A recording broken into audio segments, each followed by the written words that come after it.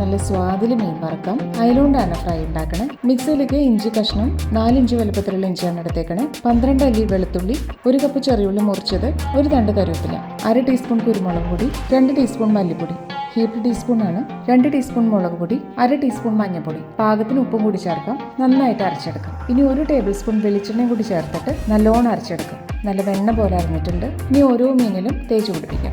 ഉള്ളിലും അതുപോലെ തന്നെ മസാല തേക്കണം. ഇപ്പം എല്ലാം മസാല തേച്ച് പിടിപ്പിച്ചു കഴിഞ്ഞു. ഇനി കുറച്ച് നേരം മാറ്റി വെക്കണം. വെളിച്ചെണ്ണ ചൂടാക്കാം. 3 ടേബിൾ സ്പൂൺ വെളിച്ചെണ്ണയാണ് ഒഴിച്ചത്. എല്ലാ മീനും എണ്ണയിലേക്കിടാം.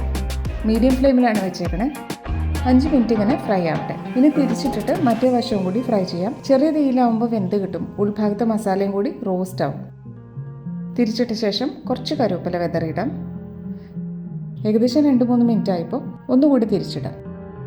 ഇപ്പോൾ 2 ഭാഗവും വെന്തിട്ടുണ്ട്. ഒരു 2 മിനിറ്റും കൂടി ഈ പാനിൽ തന്നെ ഇങ്ങനെ ഇരിക്കട്ടെ ചൂടോടെ. അയല വറുത്തത് റെഡി ആയി കഴിഞ്ഞു.